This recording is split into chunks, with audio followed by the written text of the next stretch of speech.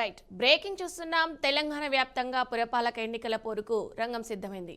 రాష్ట్ర వ్యాప్తంగా 116 మున్సిపాలిటీలు 7 కార్పొరేషన్లలో పోలింగ్ ప్రారంభమైంది. మొత్తం 123 పట్టణ స్థానిక సంస్థల్లో ఎన్నికలు నిర్వహించారు అధికారులు. ఇక ఈ ఎన్నికల్లో మొత్తం 52,17,413 మంది ఓటర్లు తమ ఓటు హక్కును వినియోగించుకోనున్నారు. ఇక వీరి కోసం 8,191 మంది పోలింగ్ కేంద్రాలను ఏర్పాటు చేశారు. ఇక పోలింగ్ ప్రక్రియ ఉదయం 7 గంటలకు ప్రారంభం కాగా సాయంత్రం 5 గంటల వరకు కొనసాగనుంది. తెలంగాణ వ్యాప్తంగా పురపాలక ఎన్నికల పోరుకు రంగం సిద్ధమైంది. ఇక రాష్ట్ర వ్యాప్తంగా 116 మున్సిపాలిటీలు 7 కార్పొరేషన్లో పోలింగ్ ప్రారంభమైంది. మొత్తం 123 పట్టణ స్థానిక సంస్థల్లో ఎన్నికలు నిర్వహించనున్నారు అధికారులు. అయితే ఈ ఎన్నికల్లో మొత్తం 52,17,413 మంది ఓటర్లు తమ ఓటు హక్కును వినియోగించుకున్నారు. వీరి కోసం 8,191 పోలింగ్ కేంద్రాలను ఏర్పాటు చేశారు ఎన్నికల అధికారులు. పోలింగ్ ప్రక్రియ ఉదయం 7 గంటల నుండి సాయంత్రం 5 గంటల వరకు కొనసాగనుంది. ఇక చూసుకున్నట్టయితే మనకు రాజు అందుబాటులో ఉన్నారు. ఒకసారి రాజుతో మాట్లాడదాం. రైట్ రాజు, చెప్పండి, ఈ మున్సిపల్ ఎన్నికలు ఎలా జరుగుతున్నాయి? దీనికి సంబంధించి ఏర్పాట్లు ఎలా చేశారు అధికారులు? ఉమ్మడి నిజామాబాద్ జిల్లాలో మున్సిపల్ ఎన్నికల కోసం సర్వమైతే సిద్ధమైంది. ఓటర్లు ప్రశాంత వాతావరణంలో తమ ఓటు హక్కును వినియోగించుకోవడం కోసం అధికారులు అయితే అన్ని ఏర్పాట్లు చేశారు. ఉదయం 7 గంటల నుంచి 5 గంటల వరకు ఎలక్షన్ సెంటర్ లో ఉన్న ప్రతి ఒక్కరికి కూడా, ఎవరైతే లైన్ లో ఏదైతే ప్రిమిసెస్ ఉంటాయో ఎలక్షన్ సెంటర్ సంబంధించి ఆ ప్రిమిసెస్ లో ఉన్న ప్రతి ఒక్కరితోని కూడా ఓటు వినియోగించుకునే విధంగా అధికారులు అయితే ఏర్పాట్లు చేశారు. 5 గంటల లోపల ఎవరైతే వస్తారో వాళ్ళందరికీ కూడా టోకెన్స్ ఇచ్చి వాళ్ళు ఎంత లేట్ అయినా కానీ వారితో ఓటు వినియోగించుకునే విధంగా అధికారులు ఏర్పాట్లు చేశారు. అలాగే ప్రశాంత వాతావరణంలో అయితే ఎన్నికలు అయితే జరగనున్నాయి. ఇప్పటికే నిజామాబాద్ జిల్లాకు సంబంధించి మున్సిపల్ కార్పొరేషన్, అటు బోధన్ మున్సిపాలిటీ, ఆర్మూర్ మున్సిపాలిటీ, భీమ్గల్ మున్సిపాలిటీలు ఉన్నాయి. ఈ ప్రాంతాల్లో ఎన్నికలు అయితే జరగనున్నాయి. మొత్తం ఈ 4 మున్సిపాలిటీలకు కలిపి సుమారుగా 4,95,579 మంది ఓటర్లు తమ ఓటు హక్కునైతే ఈ రోజు వినియోగించుకోనున్నారు.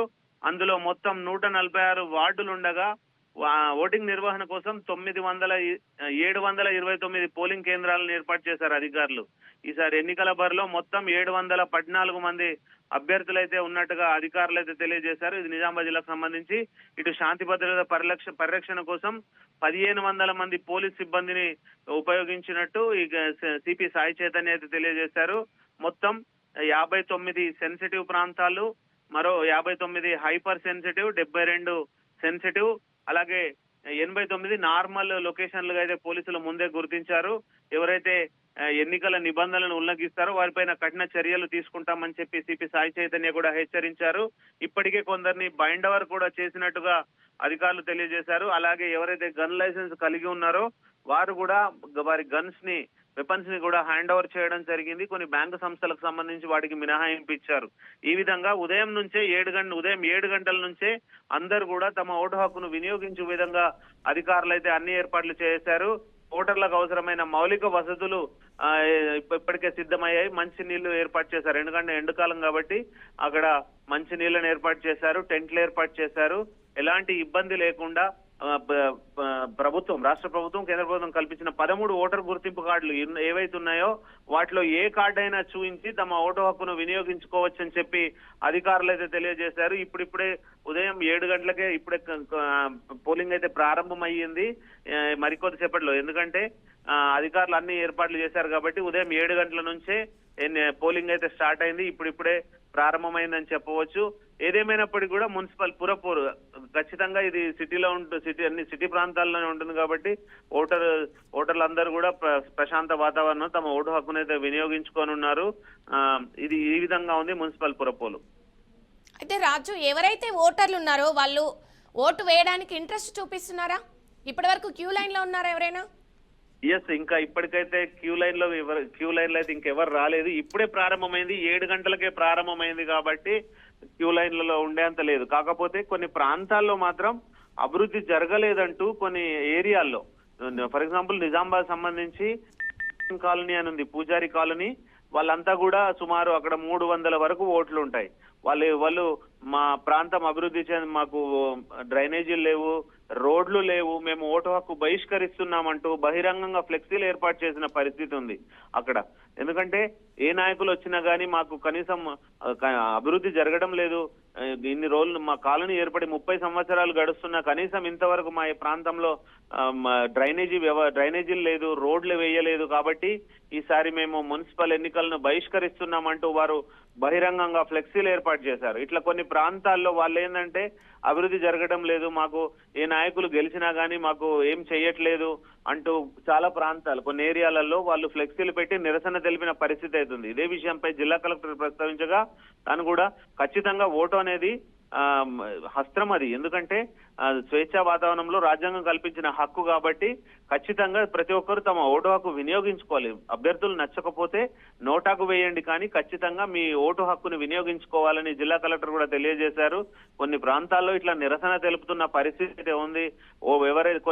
కొందరు ప్రలోభాలకు గురి చేశారు, రాత్రంతా కూడా కొందరు డబ్బులు పంచారు, మద్యము మందు ఇట్లా చాలా మటుకు ప్రలోభాలకు గురి చేశారు. ఓటర్లు మాత్రం డిసైడ్ అయి ఉన్నారు ఎవరిని గెలిపించాలి అనే విషయంలో మాత్రం ఓటర్లు క్లియర్ గా ఉన్నట్టుగా తెలుస్తుంది. ఉదయం నుంచే కూడా కేంద్రాలకు తరలి వస్తున్నారు. ఓటు హక్కును ప్రశాంత వాతావరణంలో తమ ఓటు హక్కును అయితే వినియోగించుకుంటున్నారు.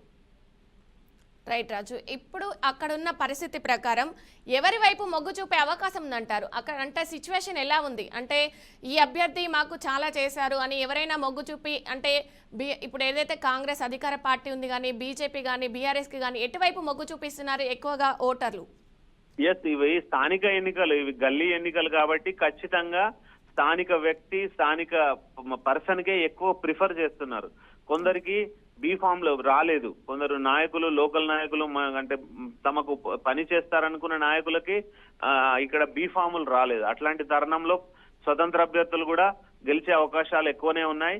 ప్రధానంగా అయితే ఈసారి పోటీ మాత్రం ఖచ్చితంగా ఇటు కాంగ్రెస్ బీజేపీ మధ్య ఉంది. నిజామాబాద్ జిల్లాలకు సంబంధించి ప్రధానంగా మొదటి నుంచి కూడా కాంగ్రెస్ బీజేపీ మధ్యనే పోరు నడుస్తోంది. ఇక కొన్ని ప్రాంతాల్లో ఎంఐఎం ఉంది, మరికొన్ని ప్రాంతాల్లో బీఆర్ఎస్ అభ్యర్థులు కూడా గట్టి పోటీనే ఇస్తున్నారు.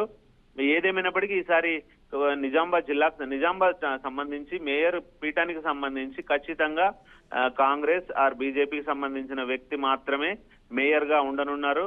ఇక ఎంఐఎంతో దోస్తీ చేసి ఇటు కాంగ్రెస్ కూడా మేయర్ పీఠాన్ని దక్కించుకోవడానికి సిద్ధంగా ఉంది.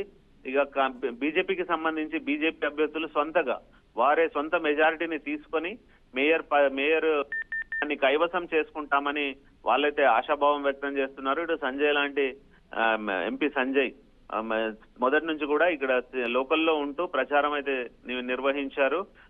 ఏదేమైనప్పటికీ కూడా ఈ రెండు పార్టీల మధ్య గట్టి పోటీ ఉందని చెప్పవచ్చు.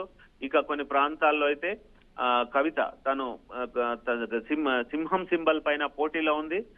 అంత పెద్ద పోటీ లేకపోయినప్పటికీ కొన్ని ప్రాంతాల్లో కూడా తను పోటీ చేసింది. అలాగే జనసేన కూడా ఈ కొన్ని వార్డుల్లో ఇక్కడ కార్పొరేషన్ సంబంధించి అక్కడ జనసేన కూడా పార్టీ పోటీలో ఉన్నారు.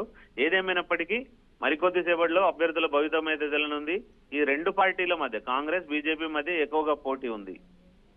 Right, thank you Raju, thanks for the updates.